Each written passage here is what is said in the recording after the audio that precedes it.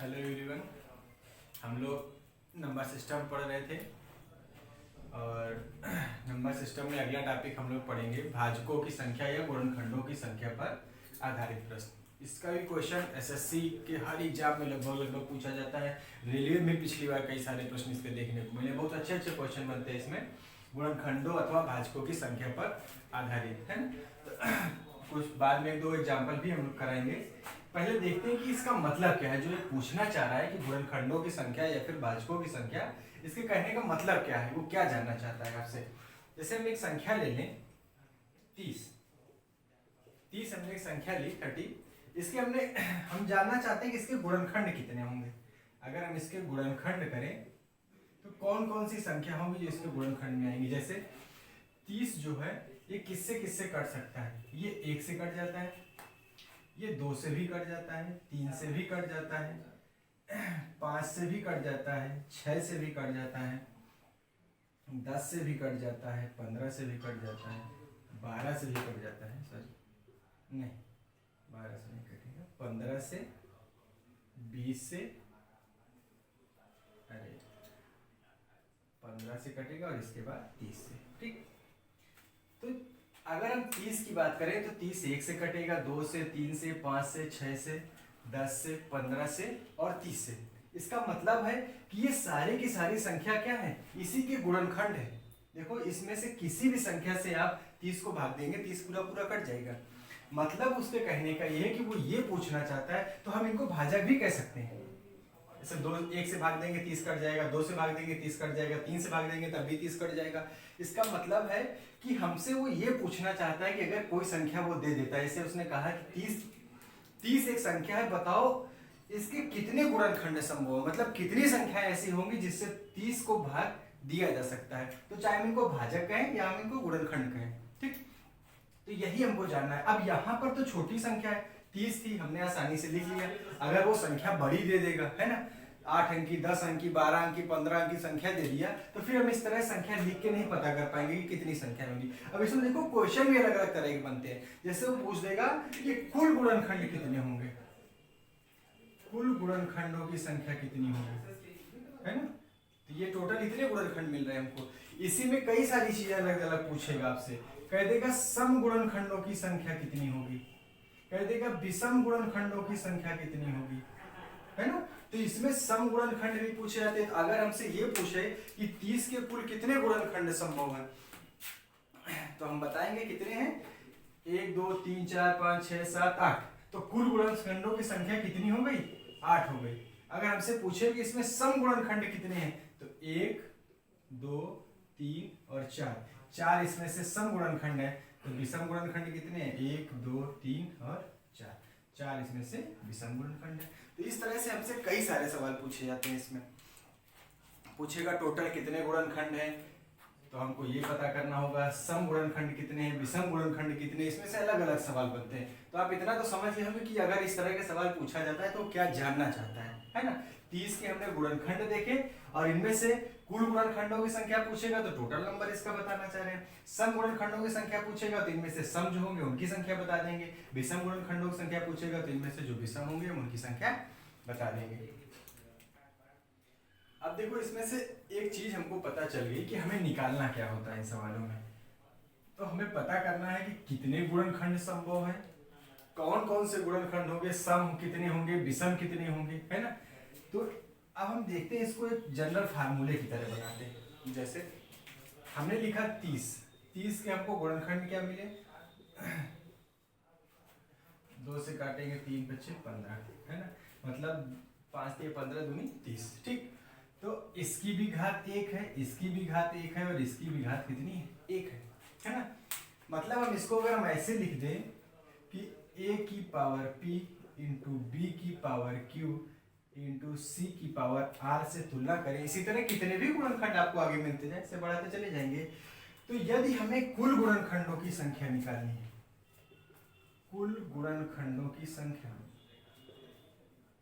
कुल गुणनखंडों की संख्या, ठीक, तो हम करते क्या है, प्रत्येक घात में 1 जोड़ करके गुणा कराते चले जाते हैं आपस में। पहली संख्या की घात 1 थी तो हम ये p का मान 1 रख देंगे। दूसरी संख्या की घात q है, q में 1 जोड़ेंगे, तीसरी संख्या की घात r है, r में 1 जोड़ेंगे, इसी तरह से गुणा कराते चले जाएगा सबके।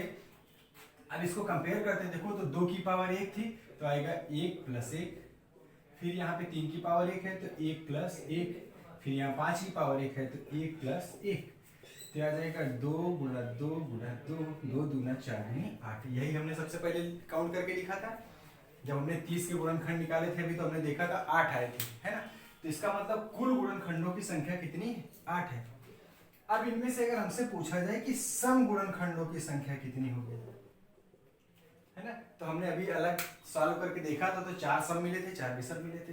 तो जब सम गुणनखंडों की संख्या पूछेगा तो हमें ध्यान देना है कि उस कंडीशन में यहाँ पर एक संख्या 2 है ही, और सम संख्या बनाने के लिए हमें किसी भी संख्या में किससे गुणा करना पड़ता है? किसी भी संख्या को आप 2 से गुणा कर दीजिए, वो संख्या सम में बदल जाती है। इसका मतलब हमें यह पता करना है कि 2 का गुणा जब तक इनके साथ होता रहेगा तब तक हमें संख्या कैसी मिलेगी? सम, है ना। लेकिन यहाँ पर एक 2 की पावर 0 भी शामिल होता है और 2 की पावर 0 का मान 1 होता है, इसलिए जब हम सम गुणनखंडों की संख्या निकालेंगे तब हमें स्ट्रक्चर बदलना होगा। जैसे सम गुणनखंडों की संख्या चाहिए हमें, तो हम लिखेंगे केवल p q प्लस 1 और r प्लस 1, है। क्यों हमने इसको छोड़ दिया? क्योंकि जो लिखा है 2 की पावर 1, देखो 2 की पावर जो 1 लिखा है इसमें कौन कौन है? 2 की पावर 0 है, 2 की पावर 1 है, 2 संख्या है इसके अंदर, है ना। 2 की पावर 0 का मान 1 होता है और 1 का गुणा करने से सम संख्या नहीं बनती है, इसीलिए हम जब सम गुणनखंडों की संख्या निकालेंगे तो जो हमारी सम संख्या है 2, इसकी घात में से हम कुछ नहीं जोड़ेंगे। इसका मतलब है कि हमको यहाँ लिखना पड़ेगा कि सम संख्या की घात में, सम संख्या की, थोड़ा बड़ा बड़ा लिख देते हैं, सम संख्या की घात में 1 नहीं जोड़ते हैं। ठीक, ये आपको याद रखना पड़ेगा कि जब आपको सम गुणनखंडों की संख्या निकालनी होती है तो आप सम संख्या, जैसे 2 सम संख्या, इसकी घात कितनी है? 1, तो अब हम सम संख्या की घात में 1 नहीं जोड़ेंगे और गुणनखंडों की संख्या यहां से निकालेंगे तो कितना मिलेगा? 2 की पावर 1, तो 1 ये बना रहेगा, आगे वाले में जोड़ेंगे तो 1 प्लस 1, 1 प्लस 1, यहाँ से मिल जाएगा 2 दूना 4, 4 एका 4, तो हमें सम गुणनखंडों की संख्या कितनी मिल गई? 4। कुल गुणनखंडों की संख्या निकालनी है, जो संख्या का मान निकालना था उसके गुणनखंड करेंगे घात के फॉर्म में, इसके बाद सब की घात में 1-1 जोड़ के आपस में गुणा कर देंगे तो हमें क्या मिलेगा? कुल गुणनखंडों की संख्या। फिर हमसे अगर पूछा जाए कि सम गुणनखंडों की संख्या बताइए, तो जो मान यहाँ पर सम संख्या में है, जो मान गुणनखंड में सम संख्या में है उसकी घात में 1 मत जोड़िए, बाकी सब की घात में यही नियम लगाते चले जाइए, 1 में जोड़ करके आपस में गुणा करते जाइए, तो आपको क्या मिल जाएगा? सम गुणनखंडों की संख्या मिल जाएगी। अब देखते हैं विषम गुणनखंडों की संख्या। अब आते हैं विषम गुणनखंडों की संख्या में, तो कुल गुणनखंड हमें 8 मिल गए, सम गुणनखंडों की संख्या 4 मिल गई, और विषम गुणनखंडों की संख्या हम निकालते हैं कितनी आएगा? ये इधर लिख देते हैं, चलो यहीं पे लिख देते हैं विषम गुणनखंडों की संख्या।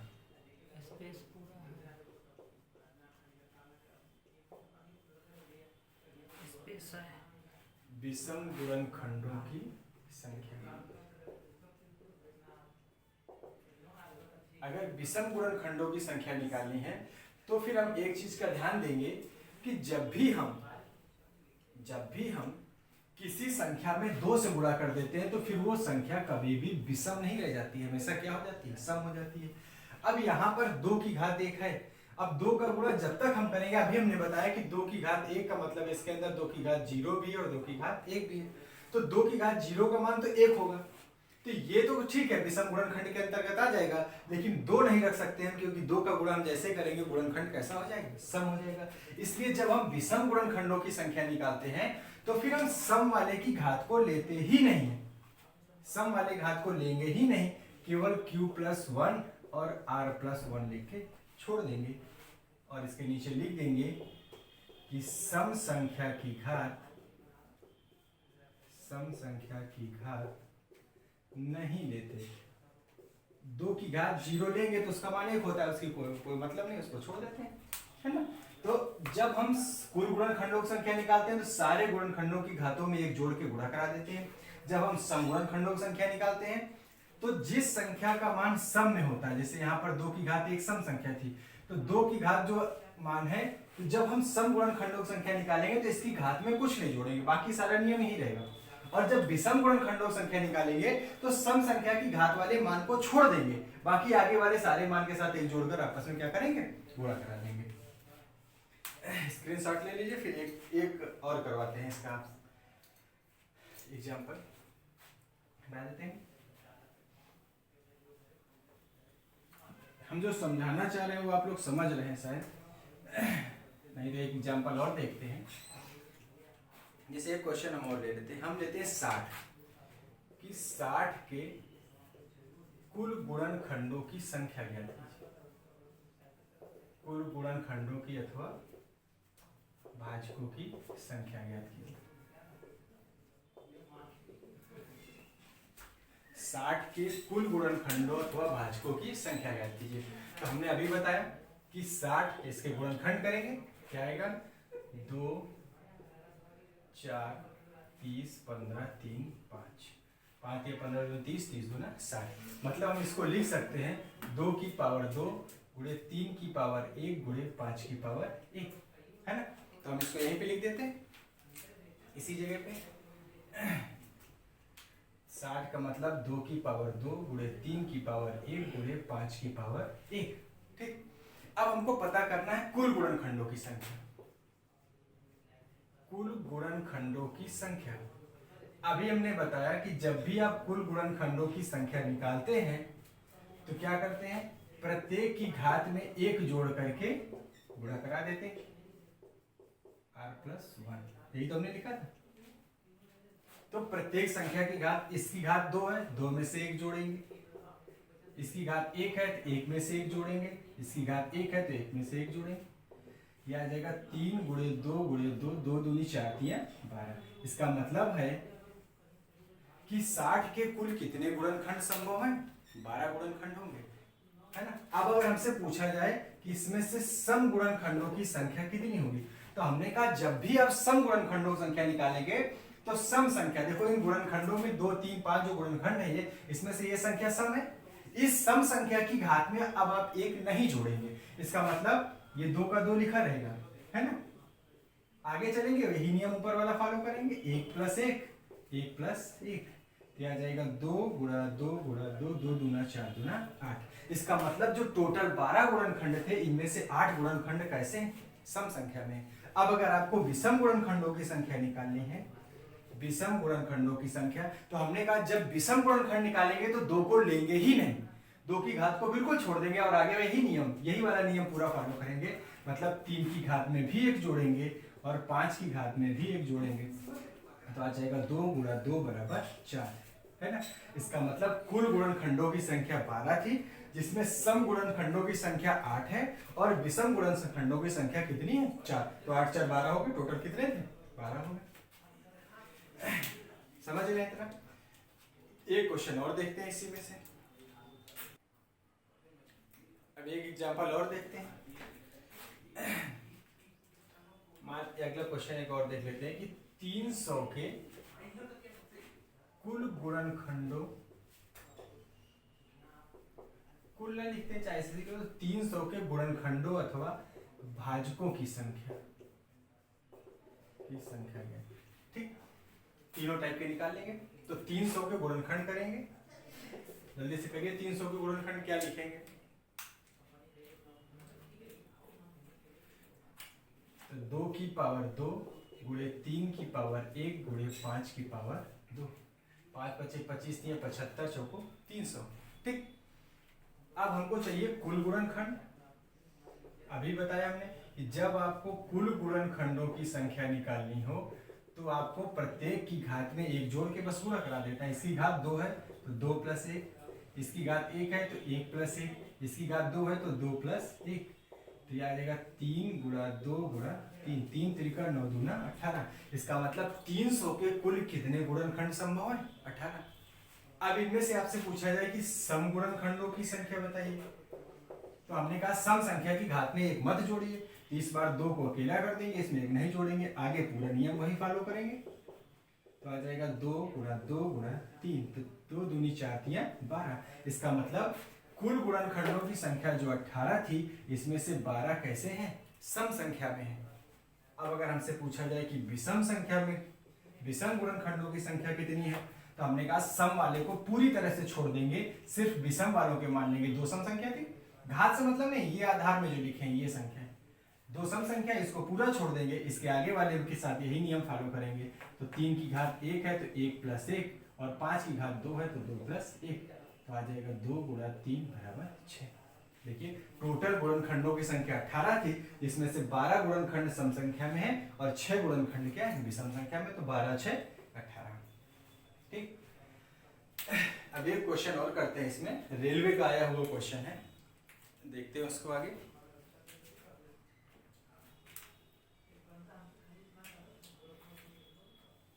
देख लेते हैं जल्दी से। ये क्वेश्चन रेलवे पूछा गया था कि 2 की पावर 8 गुणे 3 की पावर 2 गुणे 5 की पावर 3 गुणे 7 की पावर 5 के कितने गुणक सम संख्याएं हैं।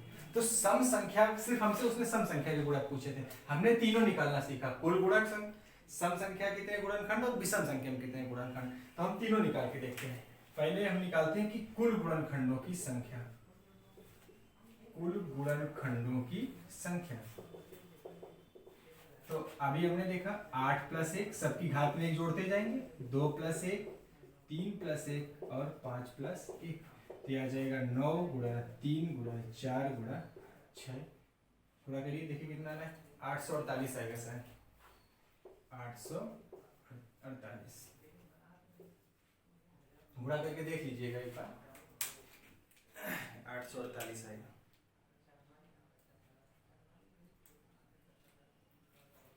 नो पूरा करिए, नहीं हमें लग रहा है 648 आएगा, 800 नहीं सॉरी 648 आएगा। अब देखते हैं कि सम गुणनखंडों की संख्या कितनी होगी, यही पूछा गया था सवाल में, है ना, सम गुणनखंड। तो हमने कहा जब भी सम गुणनखंड पूछेगा तो जो सम संख्या की घात लगी होगी उसकी घात में 1 नहीं जोड़ेंगे, तो इस बार 8 अकेला रहेगा, बाकी सारा मान वैसे लिख दिया जाएगा। 3 प्लस 1 5 प्लस 1, तो आ जाएगा 8 गुणा 3 गुणा 4 गुणा 6, ये आएगा 576। यही आपसे पूछा गया था, यही आंसर सही था उसमें, 576। 8 गुणे 5 गुणे 3 गुणे। अब आपसे एक और बचा विषम गुणनखंडों की संख्या, उसको भी निकाल लेते हैं। जब हम विषम गुणनखंडों की संख्या निकालते हैं तो आधार सम वाली संख्या को पूरी तरह से छोड़ देंगे, आगे वही नियम लगा देंगे। तो आ जाएगा 2 प्लस 1, 3 प्लस 1 और 5 प्लस 1, तो आ जाएगा 3 गुणे 4 गुणे 6, 6 चौको 24, 24 तियां 72। तो कुल गुणनखंडों की संख्या 648, जिसमें से सम संख्या में 576 और विषम संख्या में है कितने गुणनखंड, 72 गुणनखंड। और भी आप अपने आप से क्वेश्चन लेकर के, या एग्जाम के आए हुए क्वेश्चन बहुत सारे आपको न्यू बुक में मिल जाएंगे, उनको लेकर के ट्राई करिएगा। बस इतना ध्यान रखना है कि जब भी घात के फॉर्म में आप लिखेंगे तो कुल गुणनखंडों की संख्या निकालें तो सारी घातों में एक एक जोड़ के गुणा करा देंगे, कुल गुणनखंड मिल जाएंगे। जब सम संख्या के गुणनखंड निकालने हैं तो सम आधार वाले से घात में 1 नहीं जोड़ेंगे, बाकी सब में एक एक जोड़ के ही गुणा कराएंगे। और जब हमसे विषम पूछता है कि विषम गुणनखंडों की संख्या, तो सम वाले आधार की संख्या को पूरी तरह से छोड़ देते हैं और आगे वही नियम लगाते हैं, सबकी घात में एक एक जोड़ करके निकाल लेते हैं। तो टोटल गुणनखंड 648 आ गए, सम संख्या में 576 है और विषम संख्या में 72 गुणनखंड। गुणा करके आप देख लीजिएगा एक बार, हमने गुणा नहीं किया है, डायरेक्ट लिख दिया है। तो आज के वीडियो में बस यहीं तक, फिर आगे नेक्स्ट वीडियो में देखते हैं, तब थैंक यू।